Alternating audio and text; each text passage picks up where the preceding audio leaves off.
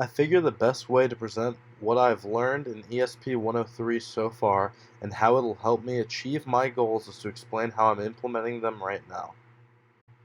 Throughout this story, I'm going to mix in the 7 areas we've learned about, and I'm going to show how they have related to my entrepreneurial story thus far. What did I want to get out of this class?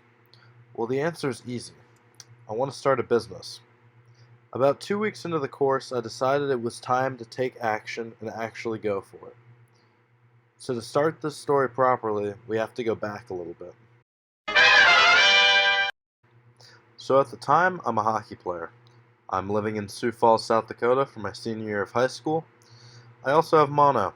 I've lost 30 pounds and I'm laying very sickly in my bed. I'm thinking to myself, there goes my hockey career. And I'm thinking, it's probably time to maybe think about a second job. So I think to myself, what would be a great job to have? I jokingly come up with selling weed out of a bus at a music festival, but then I started to take it a little more seriously and think, well, why couldn't I do that? So I came up with 2 reasons as to why I should be able to do it. 1, because it's creative, it's new, it's different. And 2, it'd be like getting in on alcohol before the end of the prohibition.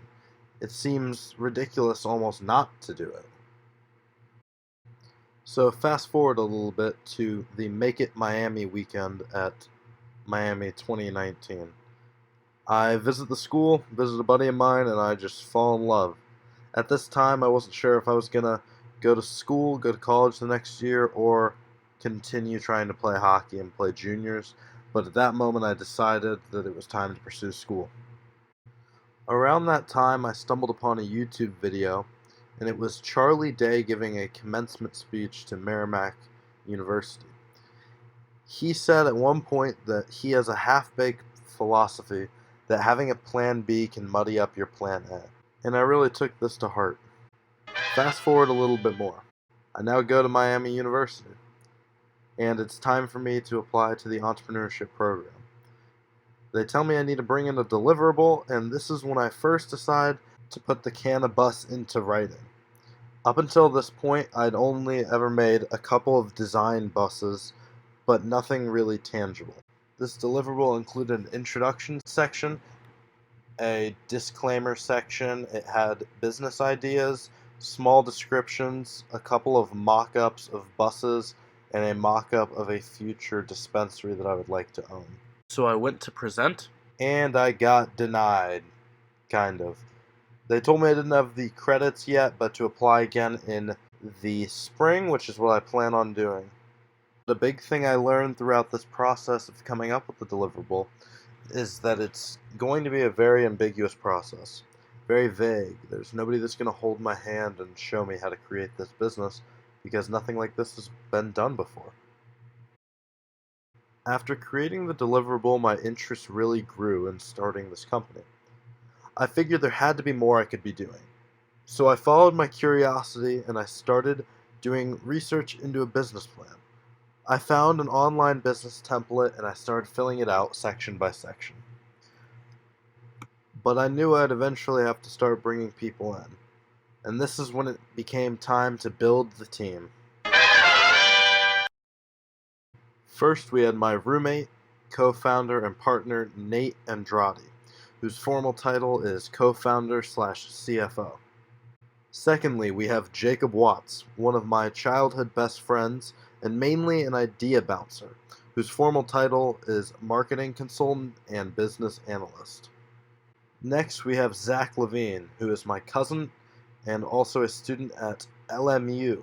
He's a smart dude, and he is a film student, and his formal title is creative director.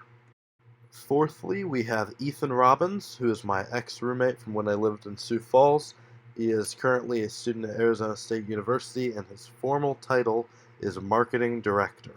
And last but certainly not least is Philip Parmalee, who has also been a childhood best friend since first grade. He is currently a student at University of Cincinnati, and his formal title is IT Consultant. We were never a normal team, and we continue not to be. We don't work in an ordinary business or an industry, and we don't have an ordinary idea. We are divergent, and there have been consequences. I am no longer allowed to talk about my business ideas at family gatherings. I just say I'm an entrepreneur with no business plan, but it's a small price to pay to be able to work in an industry like this. So one random morning at like 2 a.m. after watching a bunch of YouTube videos, I decided it was time to take action. So I took a risk, and with $12 in my bank account, it was a big one.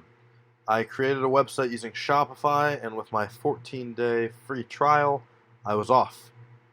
I started it initially as an apparel website, and I named it Ain't Ya Mother's Closet. I built an entire website around it and made my first ad. I showed it to my friends, and they completely hated it. So, I redesigned everything, and Canna Closet was born. I bought the URL canna-closet.com, and I tried to sell smoke gear and smoke apparel at first. And then my ad got denied by Facebook. So, from there I took off all the smoking equipment because there's too many laws and stuff behind it. It's too complicated. So I took it off and I put forward another Facebook ad. During this time I took it upon myself to market for myself. So I went to the dining hall and I bought a whole bunch of post-it notes. At the bottom of every post-it note I wrote canna-closet.com, and I just started sticking the sticky notes all over campus, all over my dorm, all over the dining hall, and I figured that eventually people would just look at my website. While I was waiting for my second ad, I had received my first sale. I sold a Tupac hoodie for $46. But the excitement was short-lived as my second ad got denied. So, third time's the charm, I took off everything that related to the word smoke from my ad itself, and I got denied. I failed. In fact, I didn't fail once, or twice, or 3 times, but I failed 7 times. I got 7 Facebook ads rejected. And on top of that, I got 2 Snapchat ads rejected. And on top of that, I got my GoFundMe and my Kickstarter rejected. And now here we are, present day, completely caught up. So the question still remains, what have I learned?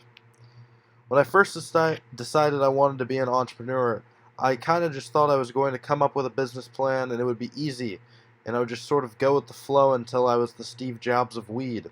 I was wrong. Gary Vee always says you don't need to go to college if you're an entrepreneur. And I think I kind of took that to mean I could half-ass college because I'm here, you know? When I really should have taken it to mean you can half-ass some of college, but you gotta full-ass your business plan.